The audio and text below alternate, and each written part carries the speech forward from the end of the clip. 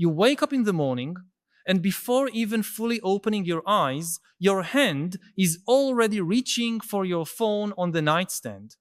You feel that familiar anxiety when you realize you're late to check the notifications that piled up overnight. Then, throughout the day, you notice you prefer replying to messages over having in-person conversations, that you feel more comfortable scrolling through social media than attending real social events, that your most meaningful interactions happen through screens. And then, in the silence of the night, a disturbing question echoes in your mind. Am I becoming antisocial? Am I distancing myself from people? This unease is not yours alone. It is shared by millions of individuals who are undergoing the same subtle yet profound transformation in their patterns of human connection and interaction. What you're experiencing is not a pathology or a character flaw. It's something far more extraordinary and meaningful. You are, consciously or unconsciously, participating in one of the greatest revolutions in the history of human consciousness. For decades, we have interpreted this shift in social patterns through a nostalgic and often alarmist lens. We talk about digital isolation, the death of real socialization, the epidemic of loneliness allegedly plaguing our era. Psychologists, sociologists, and cultural commentators have dedicated themselves to diagnosing this phenomenon as a disease of modernity, something that needs to be cured or reversed. But this perspective, while understandable, may be fundamentally mistaken.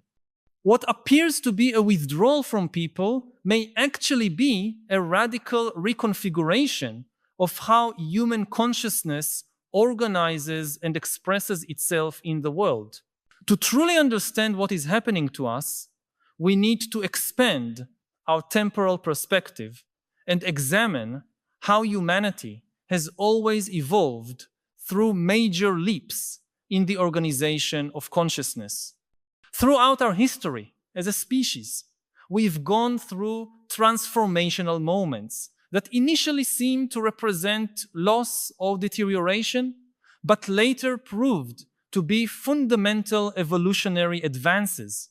The transition from hunter-gatherer societies to the first agricultural settlements about 10,000 years ago was accompanied by dramatic changes in human socialization patterns.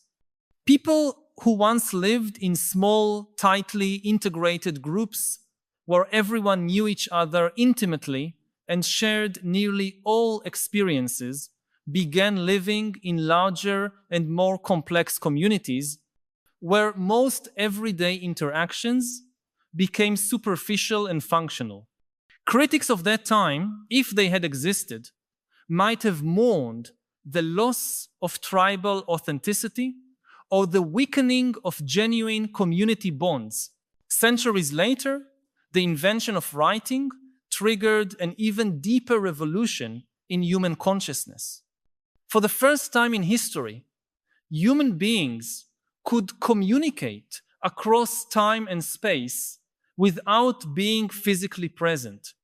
This ability fundamentally changed how we process information, build relationships, and understand our own identity. Plato, one of the first to document this transformation, expressed concerns remarkably similar to those we hear today about digital technology. In the dialogue Phaedrus, he warned that writing would weaken human memory and create an inferior form of knowledge based on external symbols rather than internalized wisdom through face-to-face dialogue. For Plato, increasing dependence on written words represented a dangerous move away from true human communication. What Plato couldn't foresee was that writing wouldn't eliminate oral dialogue, but instead create a new dimension of human consciousness, the ability to preserve and transmit ideas through texts enabled the development of complex philosophies, sophisticated legal systems, rich literature, and eventually the entire conceptual framework that made modern civilization possible. The apparent loss of pure orality was in fact an extraordinary expansion of human communication and thought. The invention of the printing press in the 15th century sparked an even more radical transformation. Before Gutenberg, knowledge was primarily communal and oral.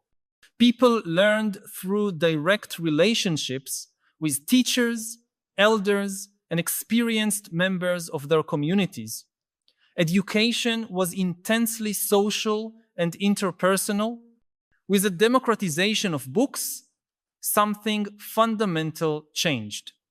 For the first time in history, an individual could gain deep knowledge in solitude through silent reading. This practice, which we now consider natural and even essential for intellectual development, was viewed with suspicion and concern by many at the time. There were fears that solitary reading would produce antisocial individuals disconnected from communal wisdom and dangerously independent in their thinking. These concerns weren't entirely unfounded. Mass reading did indeed alter the structure of European societies, contributing to the development of modern individualism, Protestantism, scientific and political revolutions, and the entire cultural complex we now call modernity.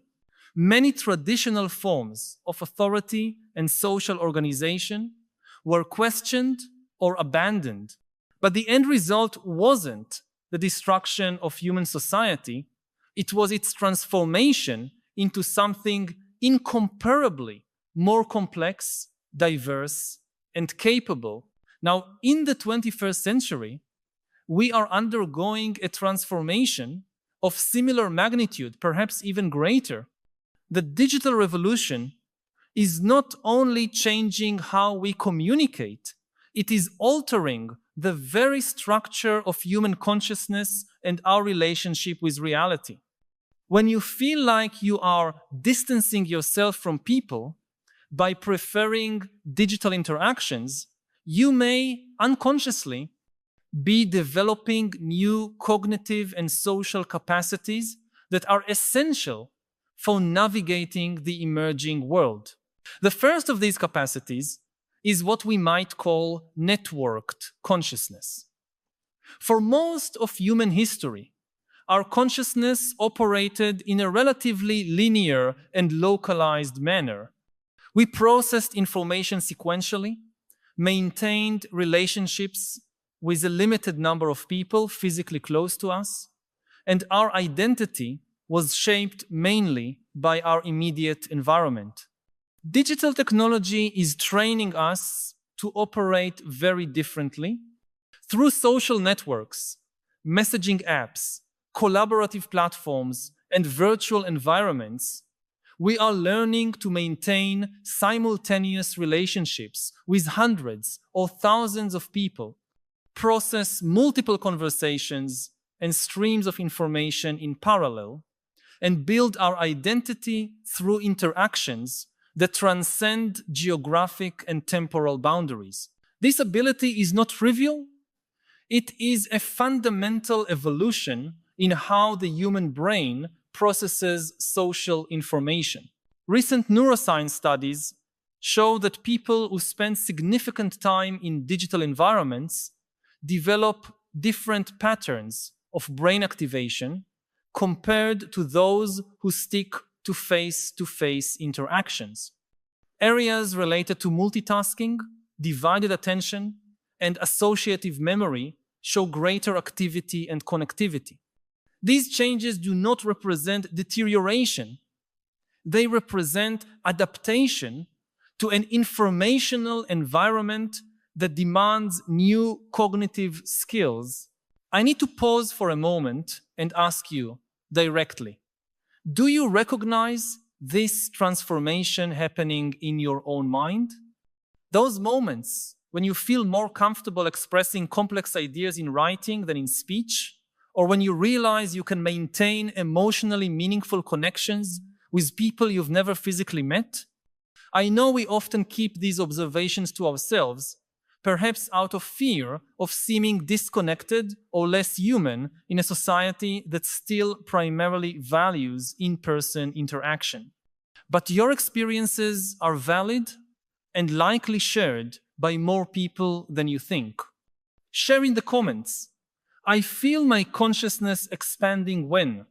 Your honesty may help others recognize the same transformation in their own lives, showing that we are not alone in this evolution of the human experience.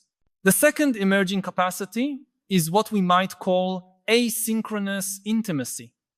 Traditionally, deep relationships required synchronized physical presence. Two people needed to be in the same place at the same time, giving exclusive attention to each other to develop meaningful emotional connections. Digital technology is teaching us that intimacy can transcend these limitations. Through text messages, emails, social media comments, video calls, and other forms of digital communication, we are developing the ability to create and maintain deep emotional bonds asynchronously and across time. This form of intimacy has unique characteristics that in many ways may be richer and more authentic than traditional face-to-face communication. In digital communication, we have time to reflect before responding, the opportunity to express complex thoughts more clearly, and the freedom to share vulnerable aspects of ourselves without the immediate awkwardness of physical presence.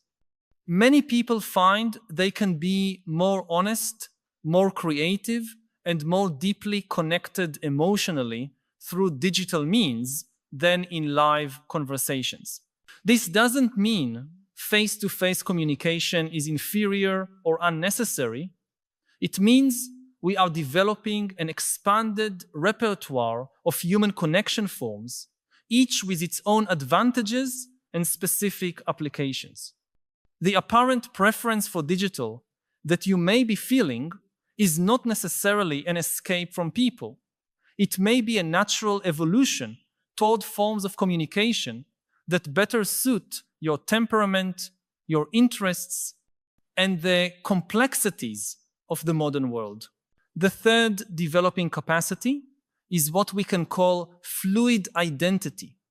For most of human history, our identity was relatively fixed and determined by the physical context in which we were born. We were children of specific parents, members of certain communities, practitioners of particular professions, and these categories rigidly defined who we were. The digital age is offering us the opportunity to explore and develop multiple facets of our identity in a more fluid and experimental way.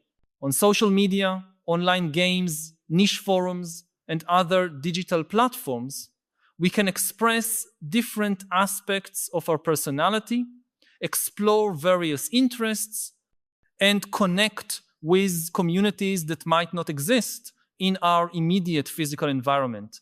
This multiplicity is not fragmentation or inauthenticity, it's a more complete and diverse expression of who we truly are. Instead of being limited by the geographic and social circumstances of where we were born, we can discover and develop aspects of our personality that would remain dormant in more restrictive environments.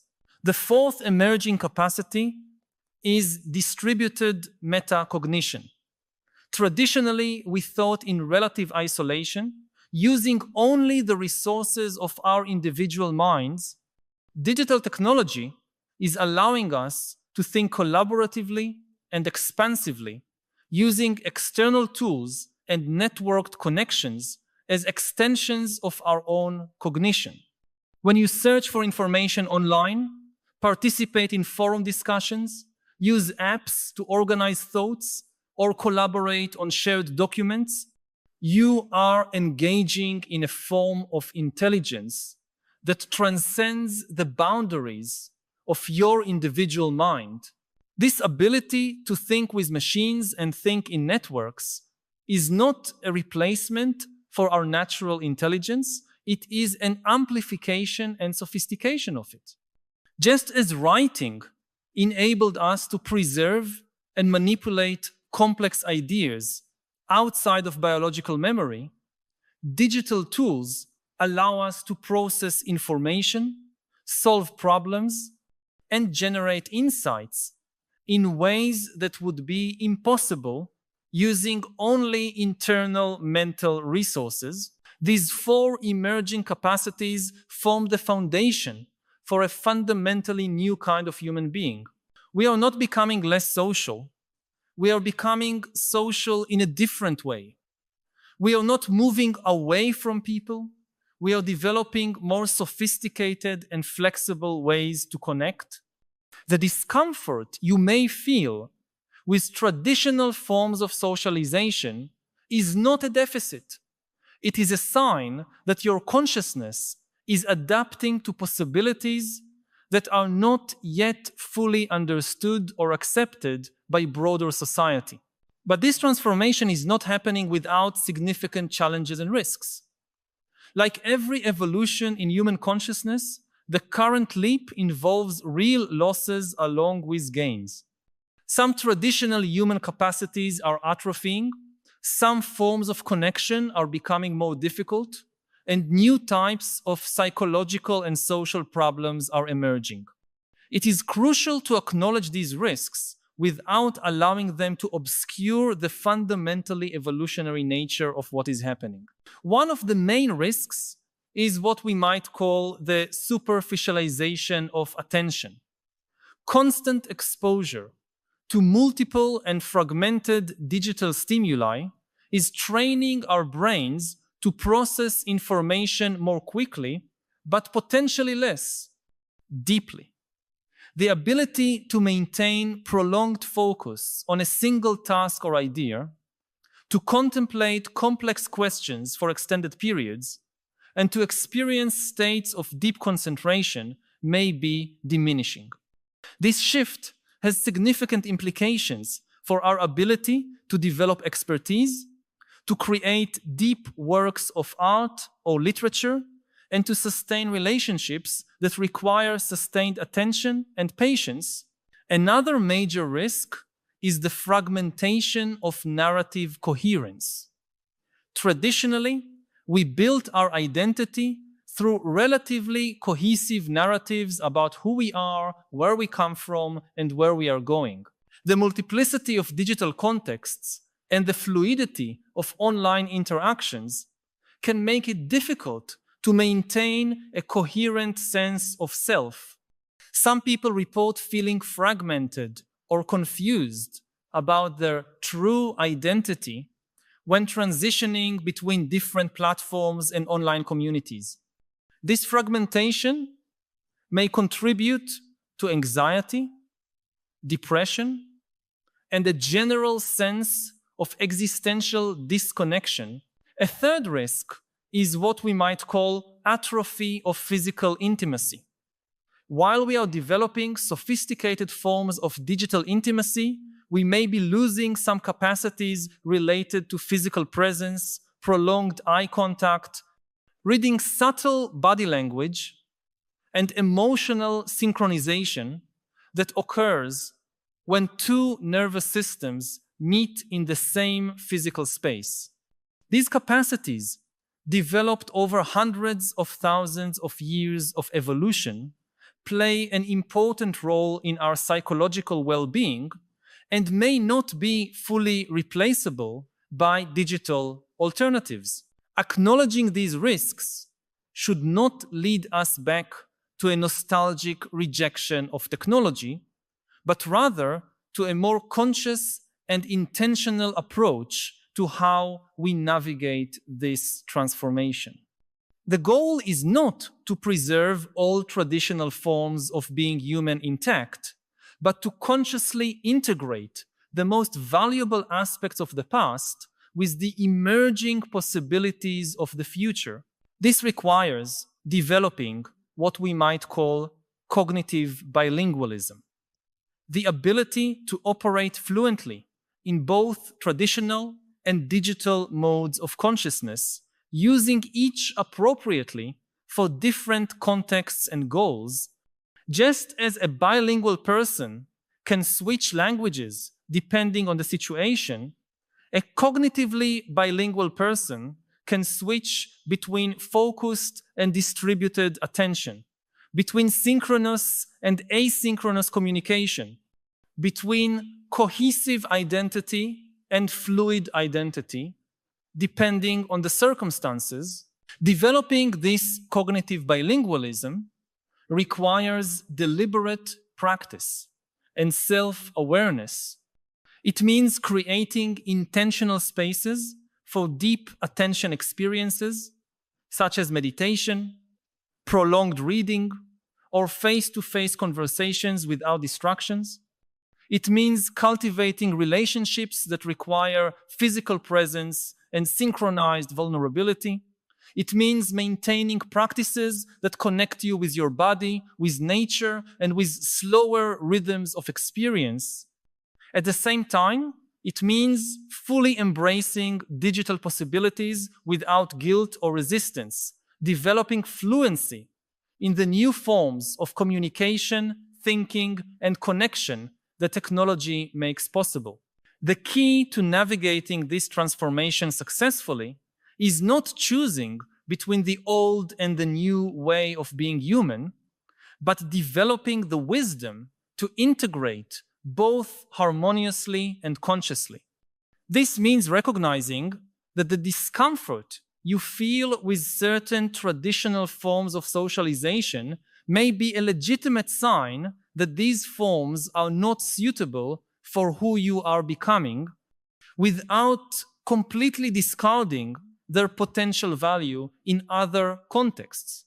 It also means understanding that what you are experiencing as isolation or distancing from people may be in part a necessary period of incubation and development of new capacities.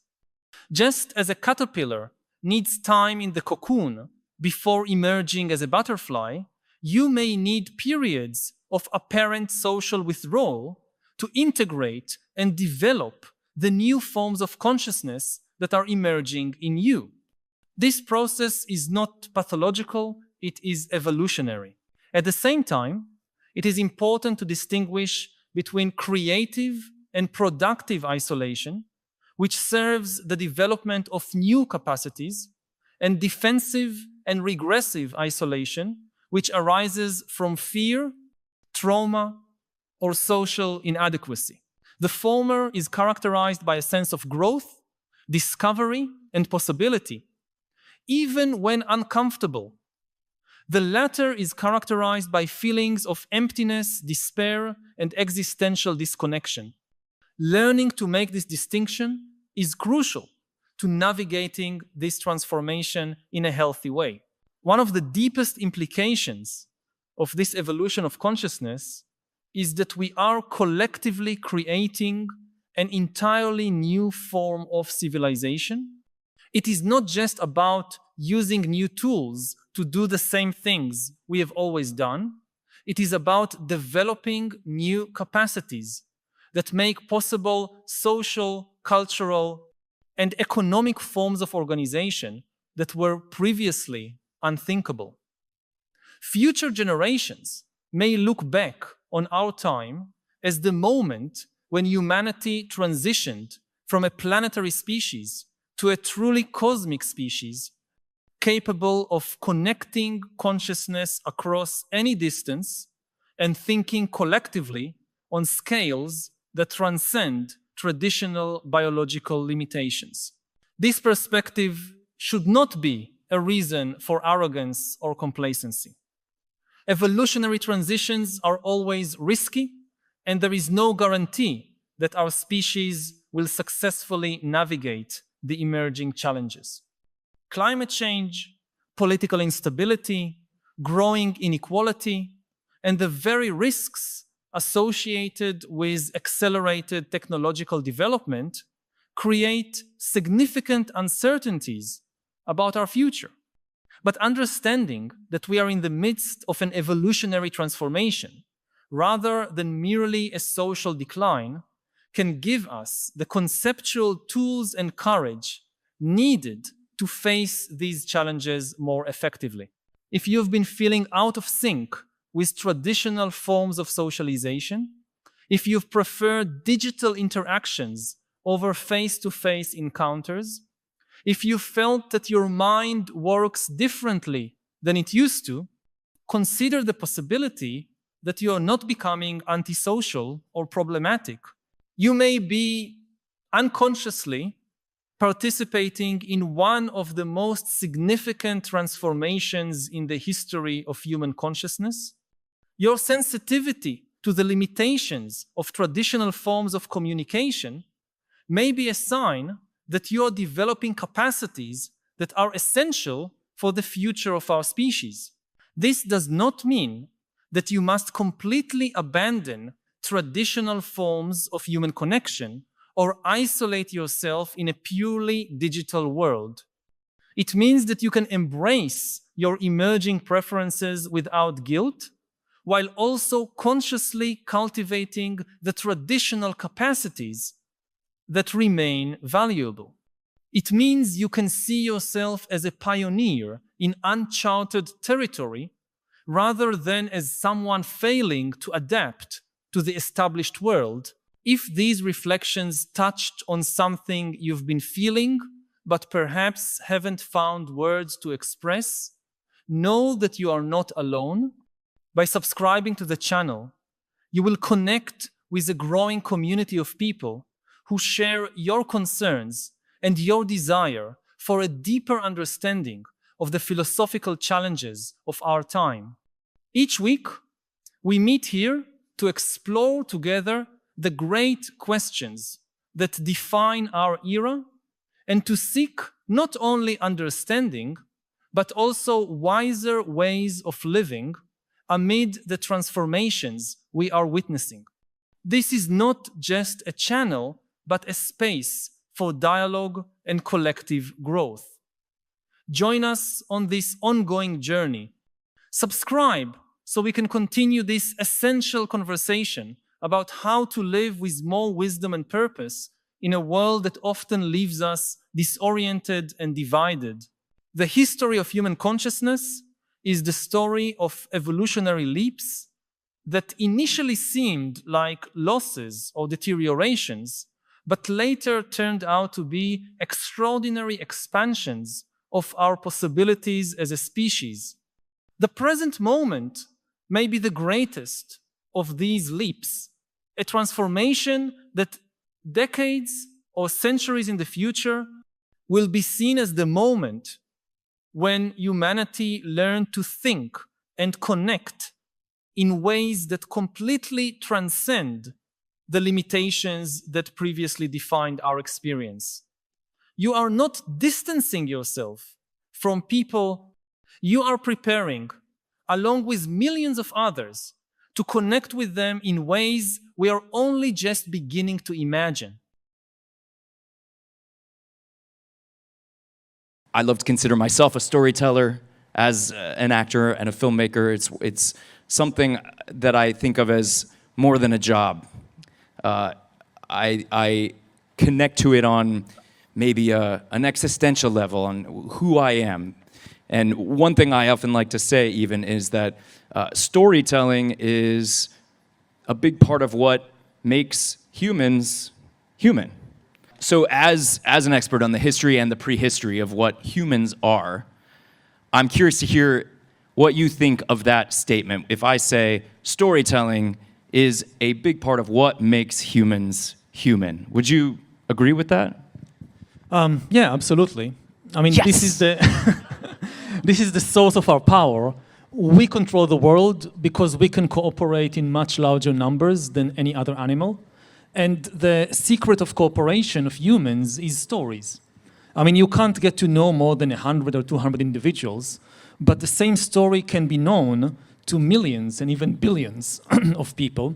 And as long as everybody believes the same story, they can cooperate. They can agree on norms and values and so forth. Would you regard yourself as an optimist or a pessimist with how much history you consume and with how you look at the development of the world? Be a realist. I'll tell you the main question. Yeah, The okay. really kind of most fundamental question. When you talk to the people who lead the AI revolution about the potential dangers, they agree. There are threats. It's just a matter of pace. Just slow down. Everybody tells you the same thing. We would like to slow down, but we can't because we cannot trust our competitors. But then you ask them, but when you develop the AI, are you sure you will be able to trust the AI? And then they tell you yes. So it's this paradox that we cannot trust the humans, but we think we can trust the machines more than we trust the humans. They realize how kind of alarming and even ridiculous is what they are saying. That we cannot solve trust between humans, but we think we can solve trust with the aliens. But the key thing is they tell you, it's like you're trapped in a room and one door, you open it for thousands of years and there is a monster behind the door. Mm-hmm. This is the inability to trust humans. And there is another door and there is a very high chance there is an even worse monster behind that door, but we never opened it. So we are not sure. So we are gambling the future of humanity on the chance, the small chance that behind door number 2 is not a monster.